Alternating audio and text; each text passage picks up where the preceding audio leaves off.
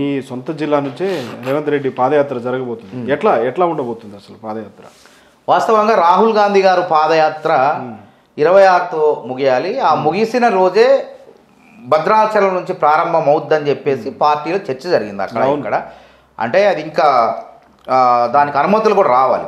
అంటే హైకమాండ్ కూడా కాదంది. ఎందుకంటే రేవంత్ రెడ్డి పార్టీ కోసం జీవితాన్ని త్యాగం చేసి కుటుంబాన్ని వదిలిపెట్టేసి ఆయన ఏదో విలాసవంతమైన కారులో పోతానలే, నడుచుకుంటూ ప్రజల కష్టాలు వినుకుంటూ వాళ్ళ బాధల్లో పాలు పంచుకుంటూ ప్రభుత్వాలని నిలదీసుకుంటూ ఒకవేళ రేపు తప్పకుండా అధికారం వస్తే ఆ సమస్యల్ని పరిష్కరించవచ్చు అనే ఒక ఆలోచనతో పాదయాత్ర చేస్తాడు.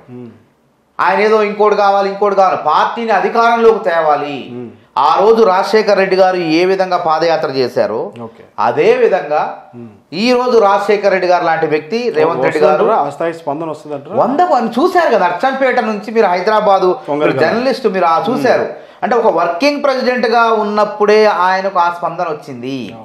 కాబట్టి నాకున్నటువంటి అంచనా ఆలోచన ప్రకారం నేనైతే స్వాగతిస్తున్నా. నేను ప్రస్తుతం మా జిల్లాలో సత్తుపల్లి నియోజకవర్గంలో కూడా రేవంత్ రెడ్డి గారు పాదయాత్ర చేయాలని మా ఉమ్మడి జిల్లాలోనే నేనే స్వాగతించిన మొట్టమొదటిసారి.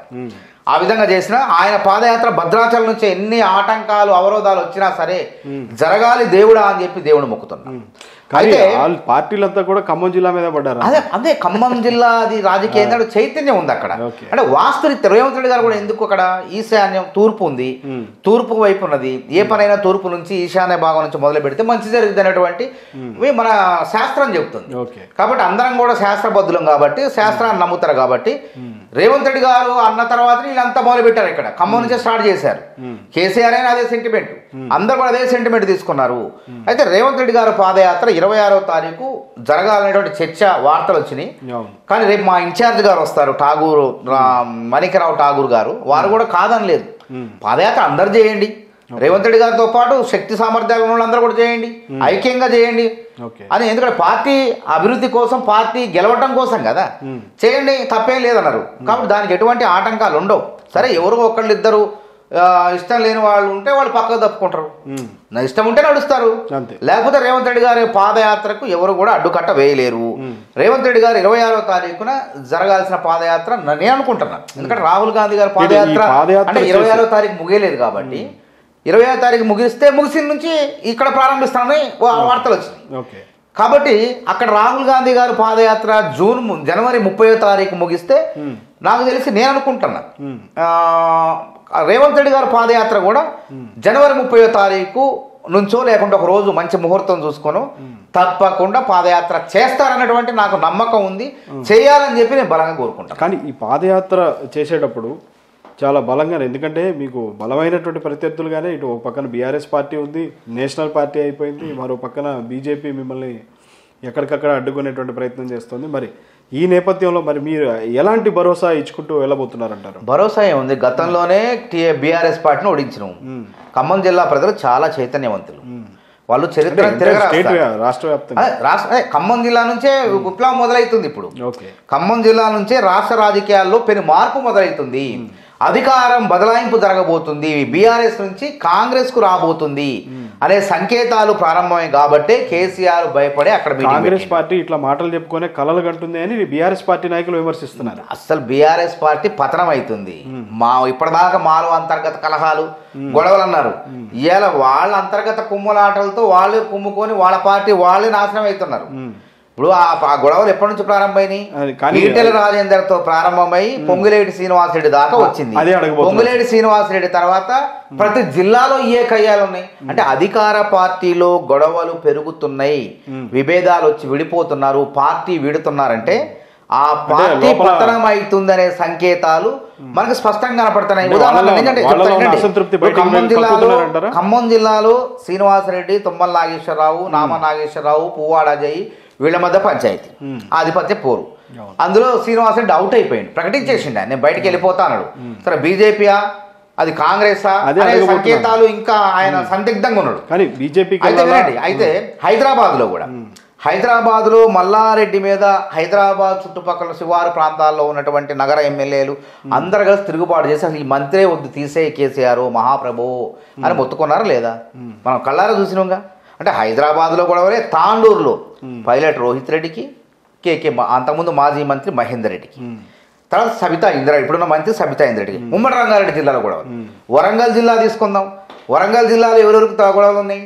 కడియం శ్రీహరికి, తాటికొండ రాజయ్యకి, ఎర్రబెల్లి దయాకర్రావుకి. ఇంకేడ పార్టీ బాగుపడుద్ది? కరీంనగర్లో గొడవలయ్యాక ఈటెల రాజేంద్ర బయటకు వచ్చింది, గంగూల కమలాకర్కి ఈటెల రాజేంద్రకు పొసకక, ఇప్పుడు ప్రణాళికా సంఘం సభ్యుడు వినోద్ కుమార్కి ఈటెల రాజేంద్రకు పడక, ఇప్పుడు వాళ్ళ ఎమ్మెల్యేల మధ్యనే వాళ్ళు నివురు గప్పి నిప్పు లెక్క ఉంది. బద్దల కావడానికి అగ్నిపర్వతం సిద్ధంగా ఉంది, బీఆర్ఎస్ అగ్నిపర్వతం. అది ఎప్పుడు బద్దలైందో తెలియదు, బద్దలు కావటం మాత్రం ఖాయం. కానీ పొంగులేటి శ్రీనివాసరెడ్డిని బీజేపీలో కాకుండా కాంగ్రెస్ పార్టీలోకి తీసుకురావాలని విశ్వ ప్రయత్నాలు చేస్తున్నారండి కదా సార్? విశ్వ ప్రయత్నాలు కాంగ్రెస్ పార్టీ ఏం చేయదండి. ఓకే, దారులన్నీ తెరిచే ఉంటాయి. మా రేణుకా చౌదరి గారు కూడా ఖమ్మం జిల్లా ఆడబిడ్డ, తెలంగాణలో ఉన్నటువంటి ఏకైక ఫైర్ బ్రాండ్, వారు కూడా మొన్న విలేకరుల సమావేశంలో ఖమ్మంలో అన్నారు, తర్వాత గాంధీ భవన్లో కూడా అన్నారు, కాంగ్రెస్ పార్టీలో తలుపులు తెరిచే ఉంటాయి, వచ్చేవాళ్ళు రావచ్చు, ఎవరికి ఇష్టం లేని వాళ్ళు పోయేవాళ్ళు పోతూనే ఉంటారు, తలుపులు వేయం, తలుపులు ముయ్యం, మేము రావచ్చు పోవచ్చు. కాకపోతే శ్రీనివాసరెడ్డి గారు, పొంగులేటి శ్రీనివాసరెడ్డి గారు సరే కానీ మీ జిల్లాలో ఆయన చాలా ప్రభావితం చేయగల నాయకుడు, స్వతహాగా నా మండలమే. నేను చిన్నప్పటి నుంచి ఎరుగుతా, ఆయన చూసిన వ్యక్తిని నేను.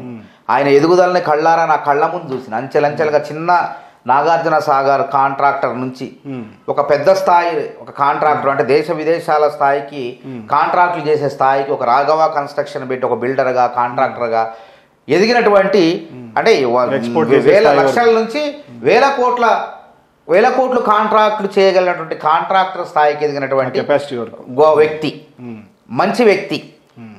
ఆ చుట్టుపక్కల మంచి పేరుంది. ఉమ్మడి ఖమ్మం జిల్లాలో మంచి పేరుంది. ఎవరికి హాని చేయనటువంటి వ్యక్తి. చిన్నవాళ్ళైనా సరే అన్నాన్ని సంబోధిస్తాడు, చిన్నవాళ్ళైనా సరే అన్నాన్ని సంబోధిస్తాడు. కానీ ఏం ఉపయోగం? ఇప్పుడు 1000 కోట్లు వచ్చినాయి, సంపాదించుకున్నావు, కాంట్రాక్ట్లు వచ్చినాయి, కానీ నువ్వు రాజకీయంగా నిర్ణయం తీసుకోకపోతే నీ నిర్ణయం వల్ల ప్రజలకి ఏం నష్టం జరుగుతుంది? కానీ అంత బలమైనటువంటి నాయకుడు అసలు బీఆర్ఎస్ పార్టీని వదిలేస్తున్నానని అంత బహిరంగంగా ప్రకటించడం వెనుక కారణం ఏంది? అవమానాలు. ఎవడుంటాడు అవమానాలు పెడితే? ఇప్పుడు శ్రీనివాసరెడ్డిని వాడుకున్నారు, ఆయన్ని సర్పంచ్ ఎన్నికల్లో వాడుకున్నారు, ఆయన డబ్బులు వాడుకున్నారు, ఆయన వాడుకున్నారు, అన్ని రకాలుగా ఉపయోగించుకున్నారు, వాడుకొని ఇసిరేశారు. ఆయన కూడా మరి అంత ఆ విధంగా సర్పంచ్ని, జడ్పీటీసీలని, ఎంపీటీసీలని గెలిపించిన, ఎమ్మెల్సీలని అందరికీ గెలిపించిన వ్యక్తి, ఆర్థిక సాయం తన తోచినంత ఆర్థిక సాయం చేసి గెలిపించిన వ్యక్తిని పక్కన పెట్టారు. ఇంకోటి, ఆయన సిట్టింగ్ ఎంపీ, వైఎస్ఆర్సీపీ నుంచి గెలిచిన వ్యక్తి. సరే అప్పుడు మా కాంగ్రెస్ అభ్యర్థి లేరు, 12,000 ఓట్లతో గెలిచిండు. సరే ఎన్ని వేల ఓట్లతో గెలిచిండా గెలవలేదని ముఖ్యం కాదు, మొత్తానికైతే గెలిచిండు. అట్లాంటి వ్యక్తి ఆయనకి టీఆర్ఎస్ పార్టీలో పోతే, ఆ రోజు అప్పుడు టీఆర్ఎస్ పార్టీ అందులోకి పోతే మాకు సిట్టింగ్ ఎంపీ స్థానం ఇవ్వాలి కదా, ఇవ్వకుండా అవమానించారు. అది ఇస్తాం ఇది ఇస్తాం అని చెప్పేసి ఊరించి మళ్ళీ మోసం చేశారు. మోసం చేయటం మూలంగా ఆయన కూడా ఎంతకాలం ఊరుకోగలడు చెప్పండి? ఇప్పుడు ఆయన కాంట్రాక్టర్ నుంచి రాజకీయాల్లోకి వచ్చిండు, ఈ రాజకీయాన్ని రుచి చూసిండు ఆయన. ఇక రుచి చూసిన తర్వాత దీనిలో ఉన్నటువంటి మజాని ఆనందించాలని చూస్తారు తప్ప, దీని ద్వారా ప్రజలకు ఏదో ఒకటి చేయాలని చూస్తారు తప్ప, అధికార పార్టీలో ఉండి కూడా ప్రజలకు కూడా ఏమీ చేసుకోలేకపోయాను అనేటువంటి బాధ ఆయనలో కళ్ళ ముందు వచ్చేసింది. రాబట్టే కదా నిన్న బ్లాస్ట్ అయిపోయింది, మొన్న మనుగూరులో ఆత్మీయ సమ్మేళనాల్లో బ్లాస్ట్ అయిపోయింది. అందుకోసం ఆయన ఏం చేసిండు? సరే ఆయన తప్పుడు నిర్ణయాలు అంటారు. ఆయన కాంట్రాక్టర్గా ఎదిగిండు, అందులో అన్వేషణ చెయ్యి బాగానే ఉంది, కానీ రాజకీయాల్లోనే తప్పుడు నిర్ణయాలు అవుతున్నాయి. ఒకసారి ఎంపీ టికెట్ ఇవ్వనప్పుడే వెంటనే కాంగ్రెస్లోకి వచ్చేస్తే అప్పుడు రేణుకా చౌదరి గారు సహకారం తీసుకోను, అమ్మ మరి మీరు అక్కడ పోటీ చేయండి, ఎక్కడ పోటీ చేస్తాను, ఎవరో ఒకళ్ళు. రేణుకా చౌదరి గారు కూడా అప్పుడు చివరి నిమిషంలో 10 రోజుల ముందు ఆమె అంటే ఏమి సర్దుకోకుండా టికెట్ ఇచ్చారు ఆమె మొదటి నుంచి. అంటే హైకమాండ్ సోనియా గాంధీ గారు చెప్పి మీరు పోటీ చేయాలని చెప్పారు, హడావుడిగా చేస్తే వారు కూడా తప్పదన్నట్టు పోటీ చేస్తే 4 లక్షల ఓట్లు వచ్చినాయి. ₹1 పంచలేదు. ₹1 పంచకుండా శ్రీమతి రేణుకా చౌదరి గారు, మాజీ మంత్రి, కేంద్ర మంత్రి, ఖమ్మం జిల్లాని ఎవరూ చేయని విధంగా కేంద్ర నిధులతో అభివృద్ధి చేసిన వ్యక్తి. ఇలా రైల్వే ఓవర్ బ్రిడ్జ్ల దగ్గర నుంచి, కేంద్రీయ విద్యాలయాల దగ్గర నుంచి, పాలేరు టూరిజం దగ్గర నుంచి ఉమ్మడి ఖమ్మం జిల్లాలో ఎక్కడ ఏ బ్రిడ్జిలు అయినా సరే పేదలకు పర్ణశాల వరకు కూడా టూరిజం మంత్రిగా కూడా ఆమె అభివృద్ధి చేశారు. అట్లాంటి ఆమె కూడా త్యాగం చేస్తా, ఆ మహానాయకురాలు కూడా నేను త్యాగం చేస్తా అని దారికి వచ్చారన్నప్పుడు అన్ని మాటలు చెప్పుకోవడమే తప్ప చేతల్లో ఏమీ లేదని బీఆర్ఎస్ పార్టీ నాయకులు విమర్శించారు సార్. బీఆర్ఎస్ వాళ్ళు ఎందుకు విమర్శించరు? బీఆర్ఎస్ వాళ్ళు పుట్టిందే కాంగ్రెస్ విమర్శించారు కదా. ఆమె ఇప్పుడు ఆమె శక్తి ముందు ఎంత? ఆమె రేణుకా చౌదరి అంటే దేశం గుర్తు గర్వించదగ్గ మహిళ, ఆమె ఉక్కు మహిళ. ఆమె దేశం చూస్తుంది. రేణుకా చౌదరి అంటే దేశం మొత్తం కూడా అందరు గుర్తుపడతారు. వీళ్ళు కూడా తాడు బొంగరం లేని వాళ్ళు వీళ్ళంతా బీఆర్ఎస్ వాళ్ళు, బీహార్ రాష్ట్ర సమితి వాళ్ళు ఆఫ్టర్ ఆల్ వీళ్ళు. చెప్పండి వాళ్ళ గురించి చర్చే ఉంది. కాబట్టి రేణుకా చౌదరి గారే ఆ రోజు పోటీ చేసి 4 లక్షలు వచ్చినప్పుడు రాముని పట్టుకొని నేను పోటీ చేస్తామ్మా అని చెప్పి ఆమెతో మాట్లాడుకొని సయోధ్య చేసుకొని మీరు అసెంబ్లీ నుంచి ఉంటారా లేదంటే ఇద్దరు కూడా ఇప్పటికీ మించిపోలే మాట్లాడుకొని చేస్తే ఆ రోజే ఆయన రాజకీయ రాజయోగం ఆయనకు అందేదే. కాంగ్రెస్ పార్టీలో క్రియాశీలకమైనటువంటి నాయకులుగా చలామణి అయ్యేవాడే ఆయన. ఒకటే అంటున్నా, ఇప్పటికి కూడా మళ్ళీ ఆ రోజు తప్పు నిర్ణయం తీసుకోవడం వల్ల రాజకీయంగా ఆయన ఎదగలేదు, మళ్ళీ అదే పని చేస్తాడు. నీ ప్రజాబలము క్షేత్రస్థాయిలో సానుభూతి కాంగ్రెస్ పట్ల, కాంగ్రెస్ గతంలో ఓట్లేసి గెలిపించారు ప్రజలు. అట్లాంటి ప్రజలందరూ కూడా ఆయన చుట్టూన్న వాళ్ళు కూడా నువ్వు కాంగ్రెస్లోకి వెళ్ళమని అంటే ఆయన మళ్ళీ తప్పుడు నిర్ణయం తీసుకున్న కాంట్రాక్ట్లు పోతాయి. నాయకులు ఒకసారి చర్చ జరపొచ్చు కదా, ఒక మాట అడుగు. చర్చలు జరపరండి. చర్చలు కాంగ్రెస్ పార్టీలో కదా. ఒకటే కాంగ్రెస్ పార్టీలో నేను వస్తానంటే వద్దన్నది ఎవరు చెప్పండి? నేను వస్తా అని శ్రీనివాస్ రెడ్డి గారు అడిగినప్పుడు వద్దన్నది ఎవరు? రేవంత్ రెడ్డి గారు వద్దనరా? వద్దన్నారు. రేణుకా చౌదరి గారు రేవంత్ రెడ్డి గారు కలిసి రాహుల్ గాంధీ గారు మల్లికార్జున ఖర్గే సమక్షంలోనే పార్టీలో చేరుస్తారు. ఆయనకు హామీ ఇప్పిస్తారు 100% జాతీయ పార్టీ ఇది, అల్లాటప్ప పార్టీ కాదు. ఆయనకు మాత్రం రాజకీయ భవిష్యత్తులో తిరగకూడదు. కానీ ఆయన ఎమ్మటి వచ్చిన వాళ్ళకి అవకాశం ఉంటే ఇస్తారు. అక్కడ మా అభ్యర్థులు ఎవరు లేకపోతే అవకాశం ఉంటే వాళ్ళకి అవకాశం కల్పిస్తారు. అంతేగాని అందరికి ప్రతి ఒక్కళ్ళకి అవకాశం అంటే ఉండదు. నాకు అన్ని టికెట్లు కావాలి, ఇన్ని టికెట్లు కావాలని డిమాండ్ చేస్తే కాంగ్రెస్ పార్టీలో అట్లాంటి అవకాశమే ఉండదు. ఎందుకంటే రేవంత్ రెడ్డి గారు టీడీపీ వర్కింగ్ ప్రెసిడెంట్గా వచ్చి కాంగ్రెస్లో చేరినప్పుడు వర్కింగ్ ప్రెసిడెంట్ ఇచ్చి గౌరవించారు. ఆయన వెంట వచ్చిన వాళ్ళకి కొంతమందికి పదవులు ఇచ్చారు. కానీ ఎమ్మెల్యే టికెట్లు అందరికీ లేదు. చూడండి, చాలా మంది బాధపడ్డారు అప్పుడు. కాంగ్రెస్ పార్టీలో ఆ విధంగా ఉంటుంది. ఎందుకంటే అంతకు ముందు నుంచి పనిచేసే వాళ్ళు ఉంటారు కదా, వాళ్ళని వీళ్ళని సమన్వయం చేసుకుంటూ అందరికీ అవకాశాలు ఇచ్చుకుంటూ ఒకరికి ఈ అవకాశం ఇస్తే ఇంకొకరికి మరొక అవకాశం ఇచ్చి వాళ్ళని గౌరవిస్తుంది. దానికి ఆగాలి. ఓపుకున్నాడు ఆగుతూ, ఓపికలోడు పోతాడు.